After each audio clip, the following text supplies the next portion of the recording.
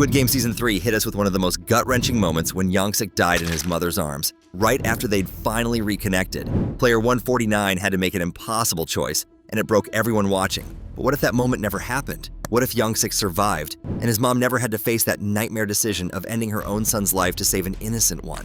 The entire rest of the season would have played out completely differently. We're about to explore how it would have gone down, so be sure to subscribe, and let's get into it. Also, of everyone watching, only 1% is subscribed, so you guys better get it to at least 5%, otherwise, I don't know. Just please subscribe, thank you. The whole thing starts during the 4th game, that brutal knives and keys hide-and-seek match where red team players had to hunt or get hunted. In the real timeline, Yong-sik's panic led him straight into that confrontation with Junhee, and desperation took over, with him losing his innocence by attempting to slaughter her. His mom, Gwemja, player 149, ended up making the most horrific decision of her life. But in this version, the knife never comes between them in the first place.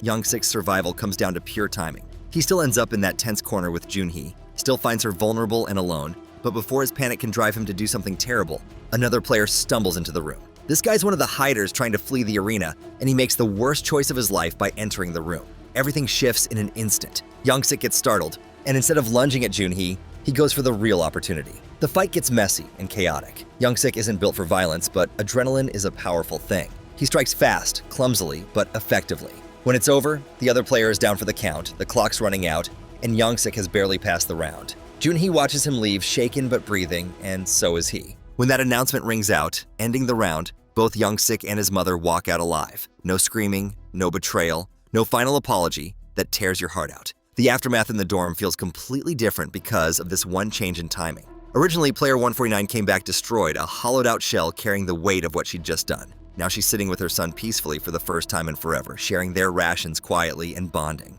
Other players notice the change. Some feel relieved, others get suspicious. A mother-son duo is a powerful alliance, and in this place, power is a threat. Gi-hun watches from across the room and sees something in Ja's face that wasn't there before. She's not mourning anymore. She's protecting the newly appreciated bond she has. Yong-sik changes too, in ways that make a huge difference. Before this event, survival just passively happened to him, almost by complete accident. He never actively fought for it, instead just acting like a coward who got lucky with a ballsy mom. But now he's felt what it's like to act in a life-or-death moment and come out on top. He killed a man to live. The act doesn't sit easily with him. He barely sleeps that night, the memory of the struggle replaying in his mind, but it plants a seed. It doesn't turn him into a killer overnight, but something shifts deep inside him, something that'll grow with every game that follows, slowly morphing him from a liability into a shield. Then comes the 5th game, that terrifying rope bridge challenge. In the original timeline, Yong-sik was long gone by this point, but now he's standing on that platform, staring at the swinging ropes and the terrifyingly huge drop below. His mother stays close, her hand resting on his back. A few feet away, Junhee clutches her newborn, trying to soothe its cries, while Gi-hun stands guard. The tension gets unbearable when the guards make their announcement clear. Everyone plays, even the baby, and whoever fails to cross will die tragically. This rule hits Yong-sik hard. He's not particularly close to Junhee, but something about watching the guards treat that child like it's expendable sparks a protective anger in him. Maybe it's because he remembers being on the wrong end of a fight to the death just hours ago, knowing someone once saw him as nothing more than an obstacle. Maybe it's because he sees how his mother looks at the baby now, a deep, instinctual empathy in her eyes, as if keeping it alive has become her responsibility too. When they decide the order, Gi-hun offers to take the lead, but Yong-sik steps up before his mom can. "I'll go," he says, his voice steady, but not commanding. It's not an act of bravado, but a simple, necessary statement. The group lets him. He takes a step forward, his eyes fixed on the deadly rhythm of the swinging death rope, and starts moving. He's not graceful about it. Every sway makes him catch his breath, but he's careful and methodical. He moves with a newfound purpose that wasn't there before. Behind him, his mother follows, then Gi-hun, who has offered to carry the baby to free up Junhee's hands. Junhee follows him, her focus absolute. The chain holds together, a fragile line of humanity suspended over the abyss. They are more than halfway across when disaster strikes. Junhee's focus is split between the rope, her child in Gi-hun's arms, as well as her injury. She tries to make a jump but can't take the weight of the landing. She cries out, a sharp gasp of pain, and stumbles. For a horrifying second, she shifts her balance, trying to regain her centered place on the bridge. Gi-hun turns, his face a mask of panic, but he can't move back without endangering them all. "Junhee!" he yells, but it's too late.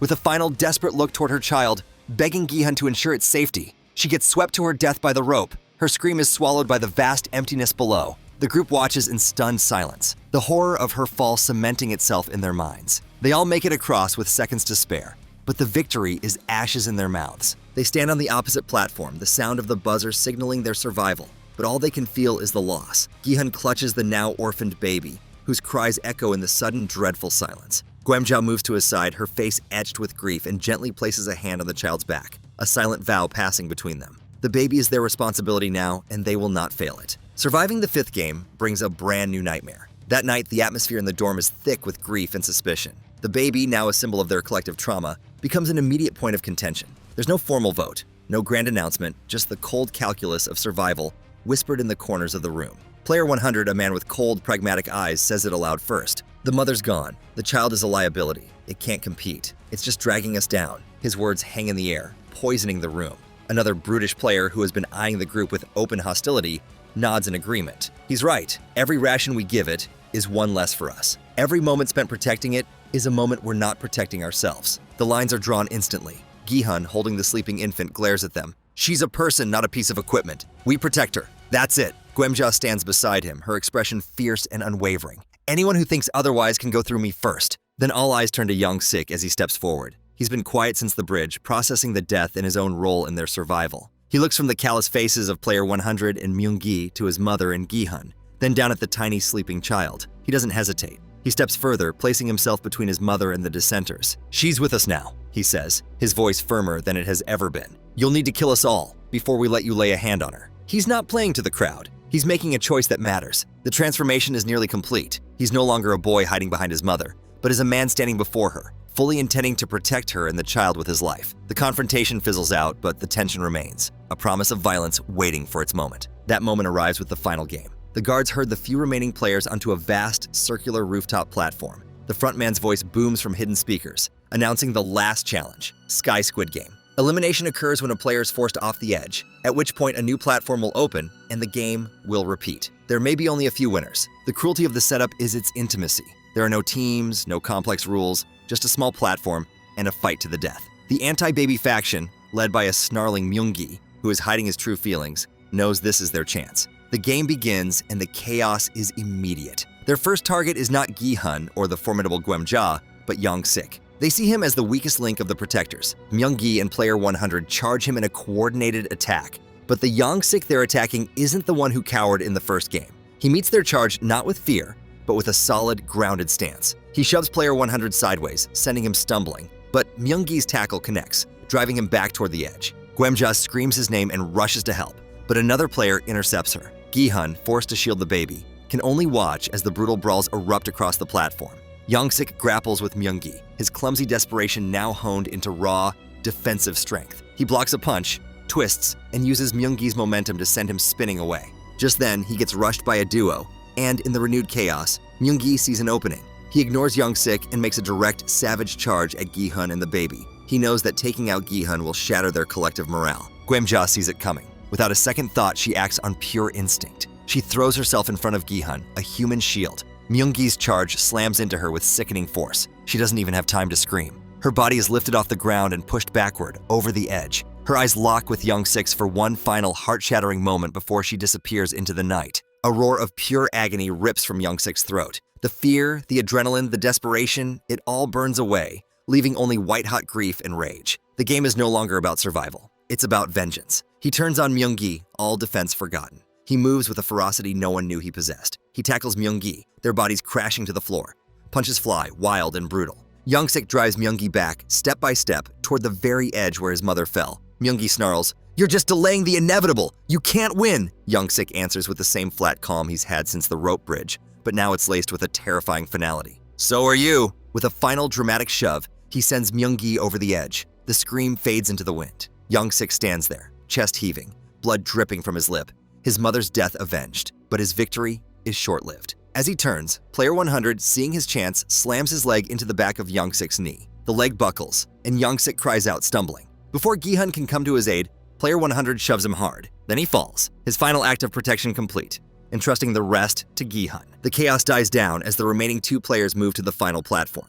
Gi-hun, his face a mess of tears and blood, holding a wailing baby, and player 100 grinning triumphantly after manipulating others to do his bidding. But the game isn't over. As player 100 advances, Gi-hun lays the baby gently on the floor behind him. He straightens up, the memory of Yong-sik's sacrifice, of Gweom-ja's final act, of Junhee's fall, all fueling him.